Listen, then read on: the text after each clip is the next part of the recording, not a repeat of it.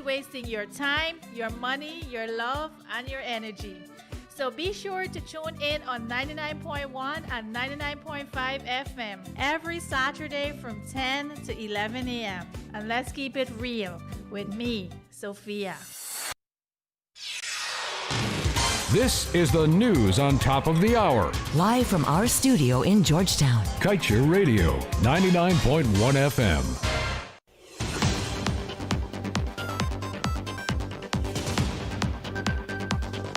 Good evening and welcome to this evening's newscast right here on Kaieteur Radio. I am Kevin Smith. Before we get to the top stories we're tracking, let's get to today's page 7 of the Kaieteur News that is dedicated to being blunt. Leading Guyanese political hustlers have sold out the Kanji and Kaieteur oil blocks. Still, they are not content with the billions involved in that sellout and giveaway. They control all the related downstream business, from gas to real estate to transportation. Their fingerprints, palm prints, footprints, and tongue prints are all over. Look closely, Guyana. See if it is not the usual greedy political schemers and swindlers asserting themselves. And now for the news in detail.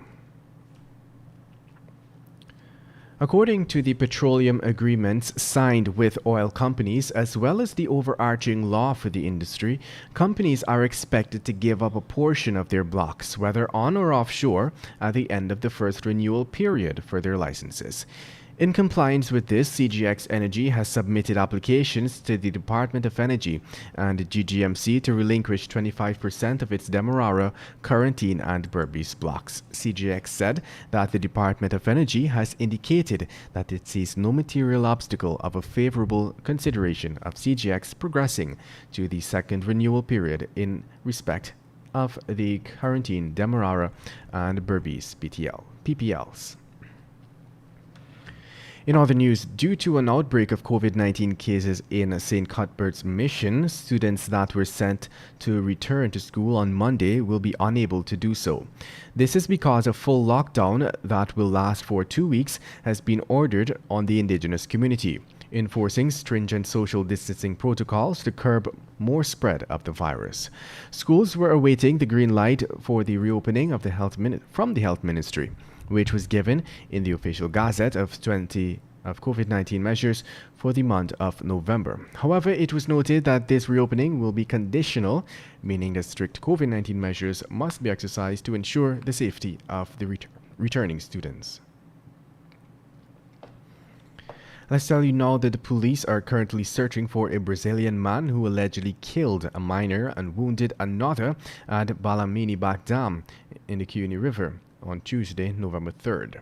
According to a police report, the deceased is still unidentified. The injured victim has been identified as Vivian Lacruz, a minor of St. Ignatius, Latham. The report stated that the incident occurred around 3 hours last Tuesday. Meanwhile, a company secretary employed with JGMC was on Thursday shot at Broad Street, Montrose, while on his way home. Nursing gunshot wound to the right hand was Jacques Foster, age 44, a father of 1. And according to police, the incident took place at around 19 hours. Based on information received from the police, Foster had left his GGMC office and was on the way to his residence.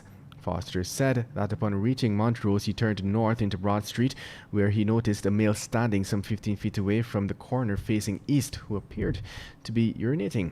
Foster further reported as he drove past, the suspect turned around and pointed a handgun at him and discharged a round, hitting him on the right hand and in the process shattering the right side of the front door glass. No arrest was made as investigation is still ongoing. Let's tell you now that there needs to be a detailed explanation of how the Stabroek Block co-venturers arrived at an estimated $9 billion in capital costs for the Payara development, which will come on stream in 2024. So said Canada-based engineer Darshanand Kusayal on behalf of the Oil and Gas Governance Network. This, Kusayal said in a letter following the 2020 Q3 earnings call of Hess Corporation, during which its principals sought to explain $7.5 billion of the cost. The rest, Kusayal said, is padded. In other news, the medical doctors who were under investigation for the deaths of 3 child cancer patients at the Georgetown Public Hospital were relieved of their duties at the hospital and are undergoing a final disciplinary review.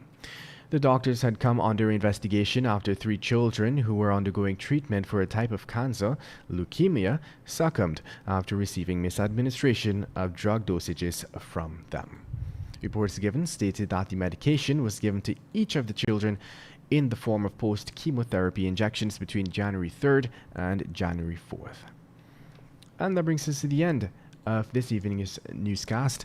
I am Kevin Smith. Thank you for listening. Do have an enjoyable, safe Friday night. Want value for your advertising dollar? Then place your ads on Kaieteur Radio's newscasts. Streamed live on 6 different mediums, reaching hundreds of thousands. Advertise today